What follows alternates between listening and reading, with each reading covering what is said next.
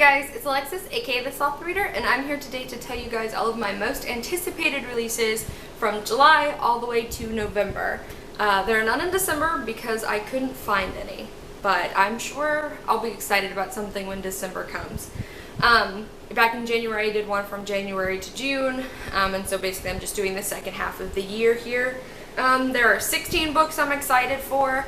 There are a lot of other releases that I would be interested in picking up, but they're not releases that I'm like, oh, I'd kind of like to have my hands on that as fast as possible. So yes, we'll just go ahead and get right on into it. The first one I'm going to mention is the only July release I'm really excited for, which is one I've mentioned in my July TBR, and that is Because You Love to Hate Me, which is the 13 short story anthology curated by Amory here on BookTube. She also has a story in there. And basically it's just 13 booktubers came up with prompts for 13 authors all about villain stories. Love the cover, love a lot of the authors that worked on this anthology, so I'm very excited to get it when it comes out on July 11th. Next is going into August. There are 3 August releases I'm really excited for. The first one is the one I think is going to be on a lot of people's lists, and that is Wonder Woman Warbringer by Leigh Bardugo. This is the first book to come out in this YA DC series, where some popular YA authors are writing YA books about famous DC superheroes. So Wonder Woman Warbringer is the first one coming out in this series. This one's written by Leigh Bardugo. I don't actually know what the individual plot of this book is, and to be honest I don't really care because it's written by Leigh Bardugo, and it's about Wonder Woman, and I'm definitely in a Wonder Woman attitude and mood right now since the Wonder Woman movie came out in June. So yes, super excited to pick this one up, and it comes out on August 29th. The next one I'm going to mention is Blight by Alexandra Duncan. This comes out on August 1st,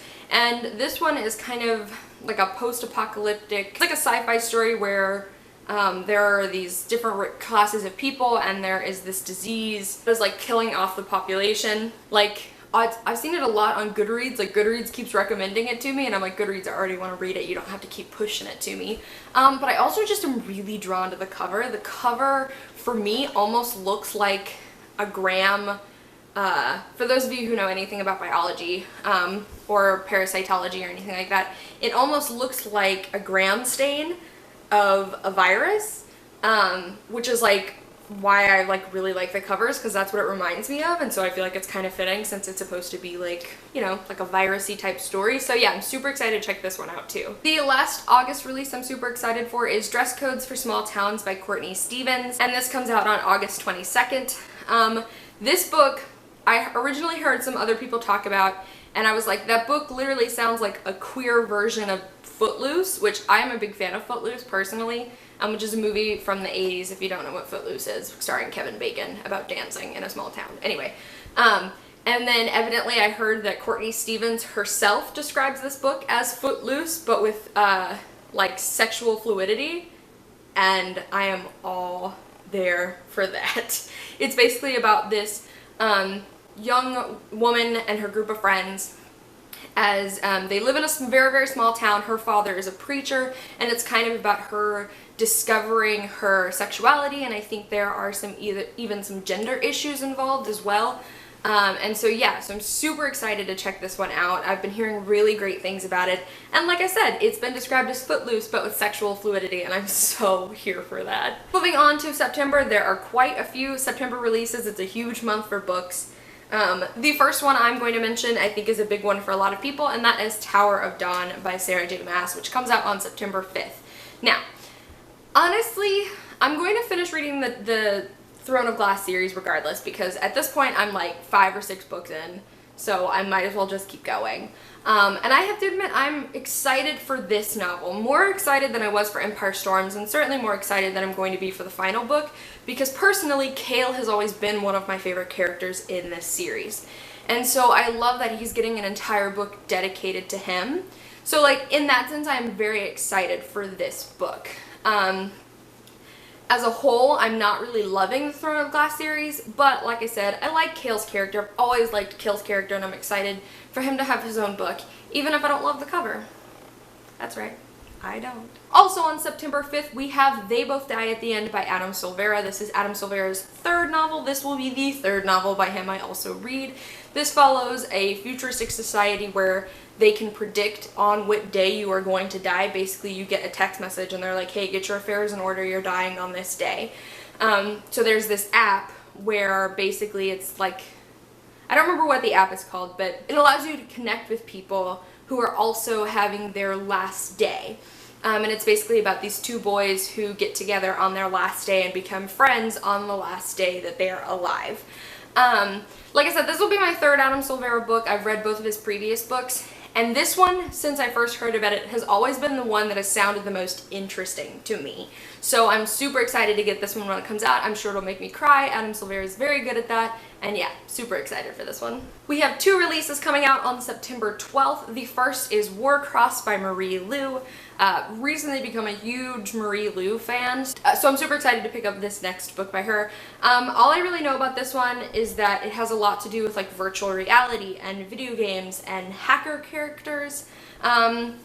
I'm interested to pick it up. I'm very interested to see Marie Lu take on new things. I think she's a very versatile author. I think she can pretty much tackle whatever she decides to put her mind to. So that in and of itself means I'm super excited for this one. Also on September 12th, we have Before She Ignites by Jodi Meadows. The only thing I know about this book is it's about dragons. I think it's about dragons. The cover suggests it's about some sort of serpentine creature, but I love the cover. I love this cover a lot. I think everything about this cover is just A+. And I'm super excited to read it. And I've always wanted to read something by Jodi Meadows. I'm interested in some of her backlisted works, but I also figured that this is her new work, so I figured what better time to pick her up than the present. So I'm super excited to pick this one up when it comes out on the 12th of September. Next, we have my most anticipated release for the second half of the year. It comes out on September 19th, and that is One Dark Throne by Kendar Blake. Three Dark Crowns was one of my favorite books of last year. I absolutely loved it. And I'm so excited to see where this book goes, where this book takes the story. And if I love this book, I'm sure the series is going to end up being one of my favorites. And yeah, I'm just so excited, especially because Three Dark Crowns ends on such a cliffhanger and such a huge surprise. So like, I'm so excited to see where this book goes. I'm so excited. Lastly, in September, on September 26th, we have The Language of Thorns, also by Leigh Bardugo. This is basically an illustrated fairy tale collection she made for her Grisha universe. So these are basically just fairy tales in her Grisha universe. I'm really excited to pick it up. I love that it's illustrated, and I've seen some of the illustrations in it already online, and they're gorgeous. So like, I'm so here for that, to be like beautifully illustrated, but also to get these like Grisha fairy tales, especially because hopefully by the time this comes out, I'll be done with the Grisha trilogy, so I feel like I'll be able to connect to the story more. But yeah, I'm super excited to pick this one up too. Moving on to October, we have two releases that come out on October 10th. The first one is The Memory Trees by Callie Wallace. Callie Wallace's first novel, Shallow Graves, which came out last year, ended up being one of my favorite books of the year as well. So I'm very excited to pick up this book by her. Love the cover. I'm hoping it has a lot of the really fantastic elements in this that were in Shallow Graves. I don't really know too much about this one, just because the synopsis on it is kind of like really long, and I was worried it was going to give too much information away, so I kind of avoided reading it. But basically I know that this is about, I think, a young girl and the relationship she has with her mother in this like forest or something. Honestly, I have no clue. Like I said, the synopsis was really long and I was worried about it giving too much away, but yeah, believe me when I say that I will be picking this up on October 10th. Super excited. The next one I'll be picking up is All the Crooked Saints by Maggie Stiefvater. I personally love this cover. I think this cover is gorgeous. I'm definitely interested to see something new from Maggie Stiefvater since I love the Raven Cycle so much. This will be the first other Maggie Stiefvater book I'll read aside from that. I do have to admit I am a little weary going into this one. This book follows three siblings in a small town, and they're all Latino. I don't know, it's just about like different, like them and their different lives in a small town. One of them owns like a pirate radio show, and I don't really know anything outside from that. But yeah, so I'm a little bit nervous about the Spanish in this book because I studied Spanish for 8 years and I still don't feel like I have a grasp on the language. So whenever like authors just Google random Spanish words and put them in their books, I really hate that. So yeah, you know what, we'll see how it goes. But anyway, I'm still gonna pick it up because I love the cover. The last October release I'm excited for comes out on October 31st, and that is Beasts Made of Night by Tochi Onyebuchi. I'm probably butchering that and I apologize. This is like a fantasy world inspired by like Nigeria, which in and of itself I think is super cool. I would love to see more you know, non-Western inspired fantasies. I think that's freaking stellar.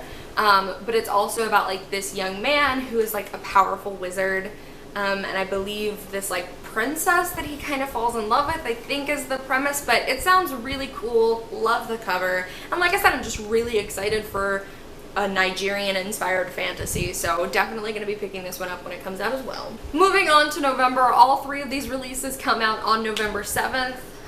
It'll be a big day for me to go into the bookstore. The first one I'm going to mention is one I actually do already have an arc for, and that is Retribution Rails by Bowman. This is a companion to Vengeance Road, also by Bowman. I don't think the characters, it's not the same characters, but it takes place in like the same setting. This is basically about this young man who's in a gang and this female who's a reporter. They kind of cross paths after a botched train robbery, and it's basically just about them trying to figure out this mystery going on.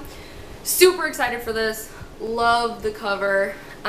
Also just love westerns. I think Bowman is a great western writer in my opinion. And yeah, I loved Vengeance Road. Ended up being one of my favorite books of last year, so I'm super excited to finally get to this one. The next one I'm going to mention is Renegades by Marissa Meyer. This is Marissa Meyer's new book. This one is also a science fiction story. I don't really know what it's about, to be honest. I kind of just saw Marissa Meyer and was like, whatever, I'm going to pick it up no matter what it's about. But I think it has something to do with AIs. The cover suggests it has something to do with AIs and or robots. But yeah, honestly, I'm just going to pick it up because it's by Marissa Meyer, so sue me. The final book I'm going to mention is The Becoming of Noah Shaw by Michelle Hodkins, which also comes out on November 7th. This is the continuation of the Dyer trilogy. This is, I don't know if it's a continuation or if it's like a retelling from Noah's perspective. I don't really know. I haven't read the Dyer trilogy, but I'm hoping to start it in September and then like read the first book in September, the second book in October, and then the third book in November. So I'm gonna hope to read them all by the time this book comes out so that I can read this book. You know, a lot of authors have recently come out and said that they were writing more onto the series they've already finished. So anyway, that made me super excited to finally pick up the Dyer trilogy. I've heard really good, interesting things about it. So yeah, so this is my motivation to read the rest of the Dyer trilogy because there's a new book coming out. So there you go. Alright guys, so those were my most anticipated releases, July to November. Quite a few of them, but you know, honestly, I may not read every book that's on this list by the time the year ends. I'm hoping to at least read some of them because I'm super excited about some of them. But again, couldn't find anything for December, so if you guys know any good December releases, please let me know. Otherwise, just let me know what's your most anticipated release for the second half of the year, or if you're excited about any of these releases and you'd like to talk to me about them, super appreciate it, and I'll see you guys soon with another video.